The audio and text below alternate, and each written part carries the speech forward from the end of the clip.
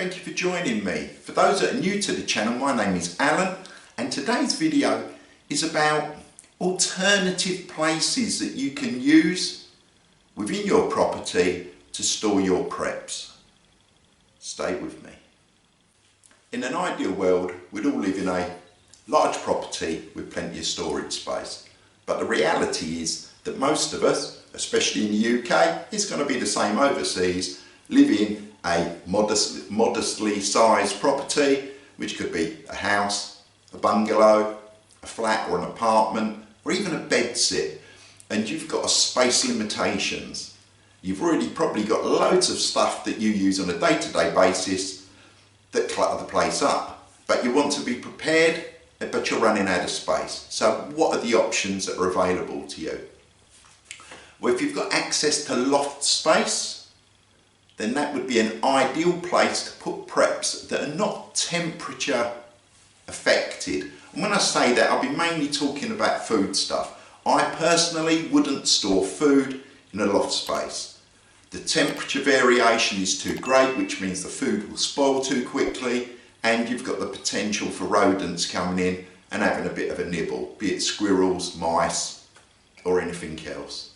But you could use things, use that area to store kits, surplus equipment that isn't temperature affected by temperature, but you could put your toilet paper up there.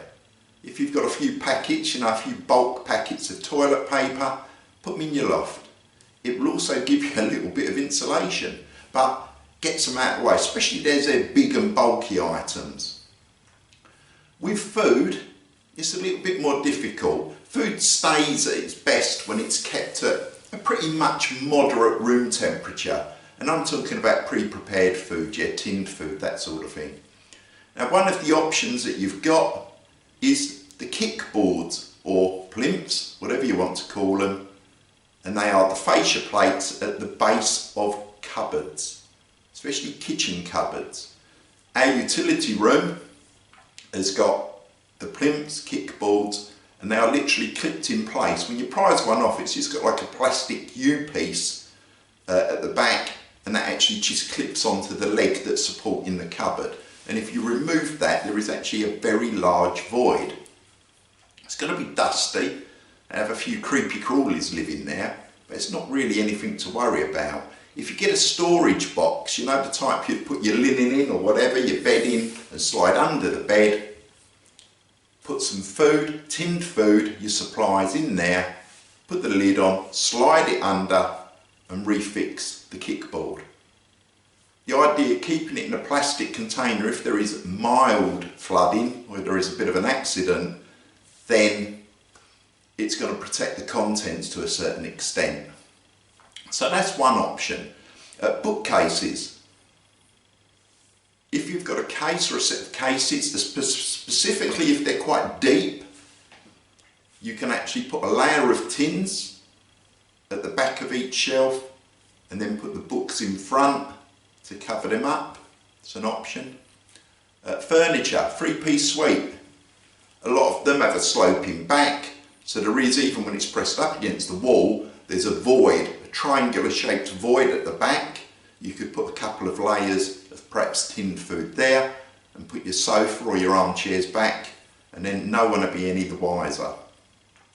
If you're really feeling adventurous, you could tip your sofa up. The bottom of the sofa is normally covered in like a woven plasticky, nylon-y, cheap material that's there really just to keep the dust in. You could cut that, just get a standing knife or a razor blade, either remove it completely and slide some boxes underneath, or just cut it, slide them in and tape it back up if that's what you wanted to do. Another option, bath panels. If you've got a bath panel that is relatively easy to remove, you can remove that panel, and again there's quite a large void of space there. Again, put your items into plastic containers, especially under a bath, put a lid on it, slide them away. That way, you want them in plastic, you want to protect them, because baths, unfortunately, if the silicone seal goes around the edge and there's a little bit of water ingress, you don't really want that dripping down onto your long-term food stocks, because it will make the tins go rusty and cause you problems. So make sure that they're as watertight as you can make them. In addition to storing just some food items and tinned food, etc. in there, I would also strongly suggest that you put a first aid kit. Get a first aid kit. They're not expensive, or just a refill kit. You can buy a refill kit on Amazon for like 10 people, HSE. Refill kit for about 10 people that's got loads of bandages and dressings, etc. in there. Put it in a Ziploc, put it in another Ziploc, and put that away with your hidden food. And the reason I'm suggesting is that perhaps you're going to hide some of your food stuff away isn't just because you're going to have space issues or you're running out of places to keep it, but worst case scenario, if you had to leave your property, if it was life and death and you had to bug out, which is always a possibility, what's to stop someone entering your property while you're not there and looting it and taking your food away? If it's a big event and there are people that are starving and they loot your property, they enter your property, they're going to go through your kitchen and remove all your food from your cupboards. If you then return to that property, it's deemed safe, and you come back to your property, you can find out that your preps have been wiped out. So by hiding some of it, you've got a little bit of a safety blanket. And that's the reason I'm really suggesting you also put a first aid kit away. I would also invest in at least, say, a water straw. They're not expensive, about 20 quid, or even a soya product. They're not ideal, you know, for long-term water filtration in your home, but something like that, small, relatively cheap, again, hide it somewhere. And then if you do come back, you've actually got the means to actually treat water. If you update your EDC at any time, you know, you buy a new torch, if there's nothing wrong with the one that you're replacing it with, pop the batteries out, put it in a Ziploc and hide it.